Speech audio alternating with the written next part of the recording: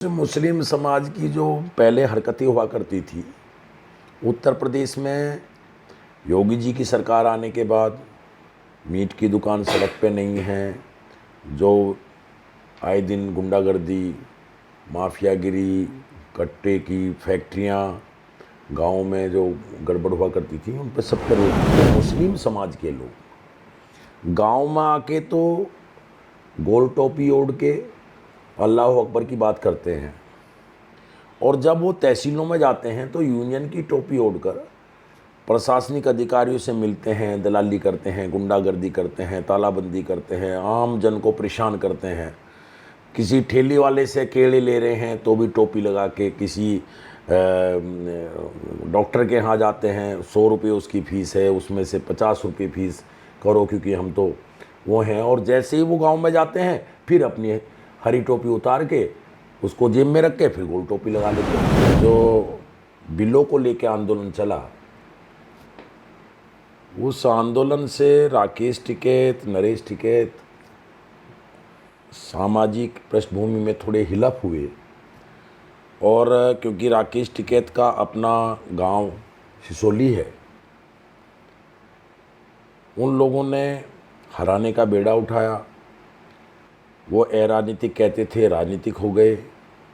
अपने घर पे बुला के 500-700 लोगों को इकट्ठा करके अपने हाथ से आरएलडी का सिंबल दिया, लोगों को धमकाया, लोगों को डराया। गाँवों में हम कन्वेंसिंग करने जाते थे तो कुछ अपने लोगों को भेज के कुछ मुर्दाबाद के नारे, आरएलडी का झंडा दिखाना, इस प्रकार की हरकतें की। दोस्तों नमस्कार, मैं हूं रोहित शर्मा। आप देखना शुरू कर चुके हैं हिंदुस्तान 9। उत्तर प्रदेश में फिर से हम हैं और आज हम उमेश मलिक के साथ हैं। चुनाव हार गए हैं, फायर ब्रांड नेता रहे हैं, परखर हिंदूवादी बात करते थे और कहीं ना कहीं उन्हीं चीज़ों की वजह से चुनाव भी हार गए हैं।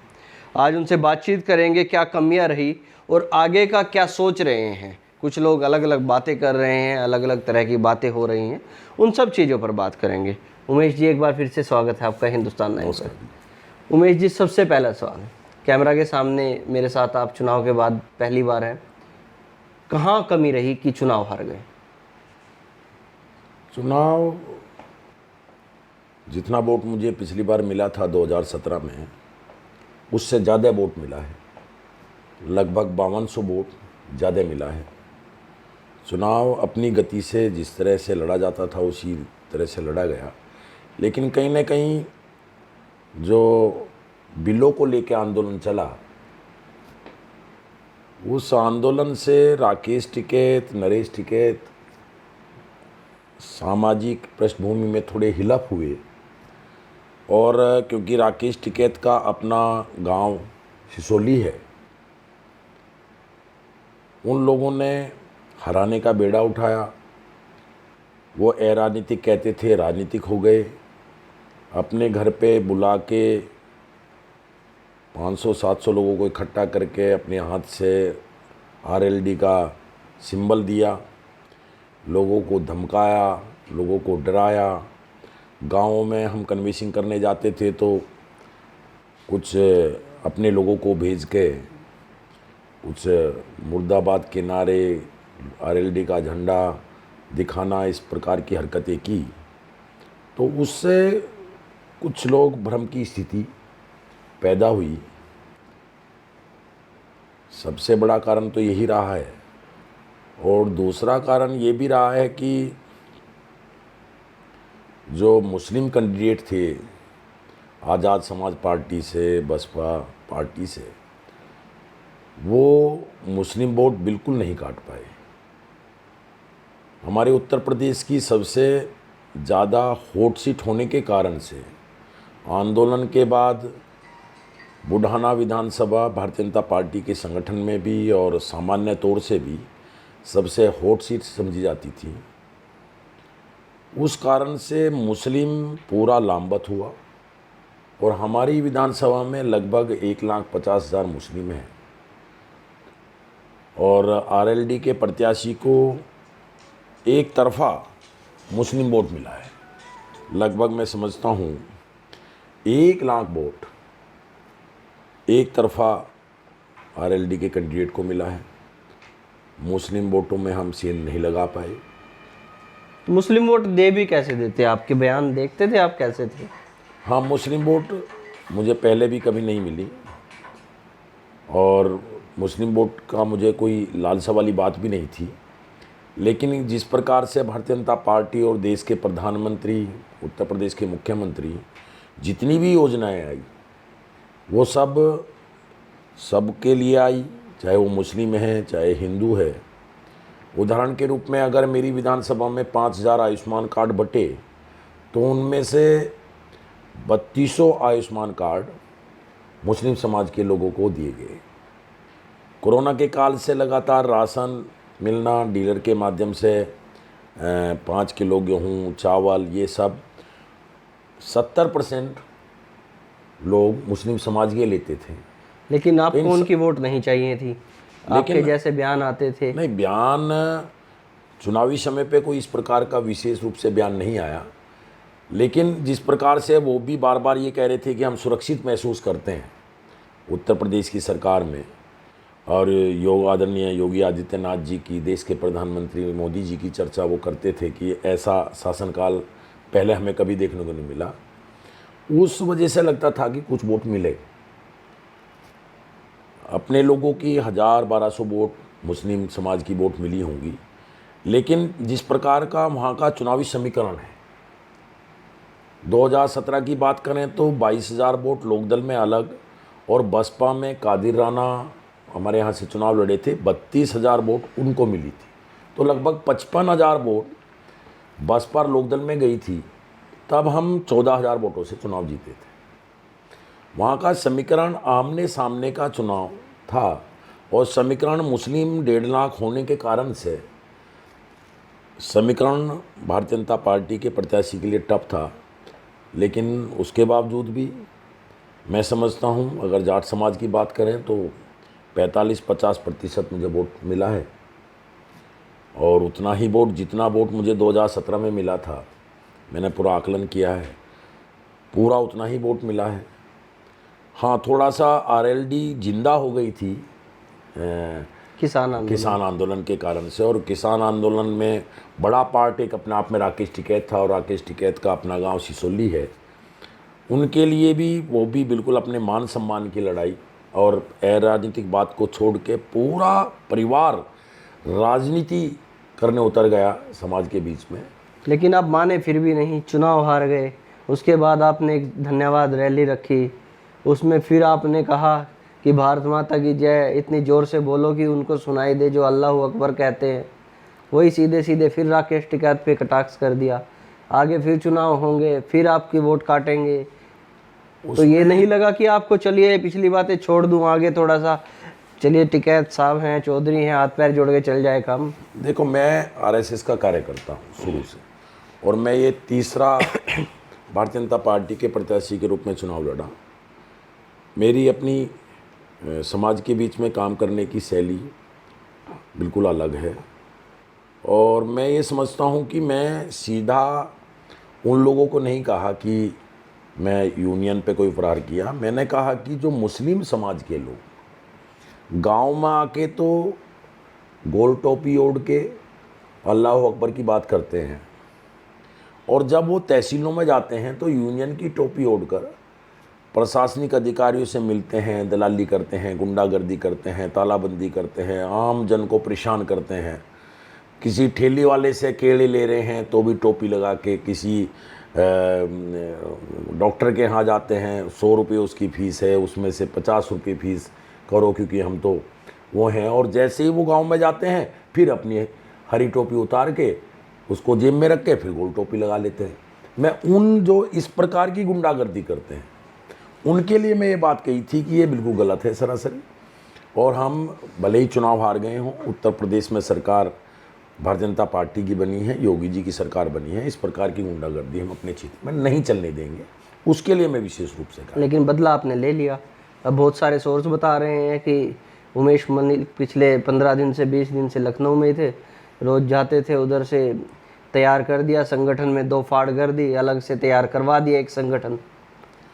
जब सिसोली के अंदर मेरे ऊपर कुछ लोगों ने, जो बिल्कुल गुंडई टाइप गांव के लोग हैं, लड़के हैं, उन्होंने गाड़ी तोड़ने का प्रयास, काला रंग फेंकने का प्रयास और बदतमीजी की थी। उस समय से ही कुछ लोगों के मन में था कि ये बिल्कुल सरासरी गलत है। और ऐसा नहीं कि यूनियन में सारे एक ही सोच के लोग हैं, अच्छे लोग भी हैं जो समाज को समझते हैं और समाज में किस प्रकार से काम करना चाहिए ये भी समझते हैं। उन लोगों के मन में उसी दिन से आक्रोश था। उसके बाद जो 26 जनवरी वाली घटना हुई थी, लाल किले पे झंडे का बदले जाना और खालिस्तानों के द्वारा, जो खालिस्तानी लोग हैं उनके द्वारा फंडिंग करना, कुछ लोग यूनियन के स्वयं में नाराज़ थे। उस समय भी थोड़ा सा आक्रोश आया था, रिएक्शन हुआ था। हजारों लोग थाने में पहुंचे थे और थाने पे पहुंच के उस घटना का विरोध किया था। वे सारे लोग, उसके बाद बिल देश हित में, देश के प्रधानमंत्री ने राष्ट्र हित में बिल को वापस ले लिया। उसके बाद जहाँ धरने पे बैठे थे उसमें उठने में भी आनाकानी करना, अपने ही पदाधिकारियों का अपमान करना, ये सारे कारण रहे हैं। अपने घर से बुला के किसी राजनीतिक पार्टी का अपने हाथ से सिंबल देना, अराजनीतिक कहते कहते पूरा राजनीतिकरण हो जाना और खड़े होके आरएलडी के प्रत्याशी को या सपा के प्रत्याशी को चुनाव लड़ाना और एक तरफा मुस्लिम समाज के गुंडों का समर्थन करना, ये सारी चीज़ इकट्ठी होती चली आ रही थी। इसलिए उन्हीं के पदाधिकारियों में आक्रोश था और उस आक्रोश के कारण ही उन्होंने यूनियन को समाप्त किया।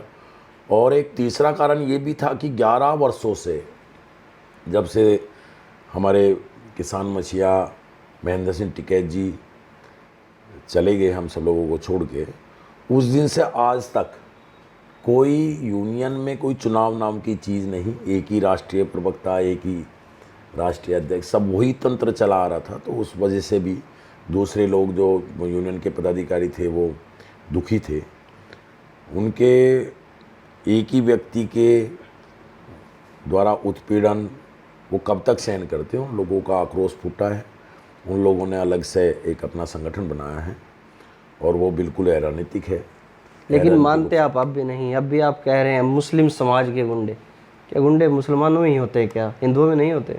नहीं, कुछ मुस्लिम समाज की जो पहले हरकतें हुआ करती थी, उत्तर प्रदेश में योगी जी की सरकार आने के बाद मीट की दुकान सड़क पे नहीं है, जो आए दिन गुंडागर्दी, माफियागिरी, कट्टे की फैक्ट्रियाँ गाँव में जो गड़बड़ हुआ करती थी, उन पर सब पे रोक लगी थी।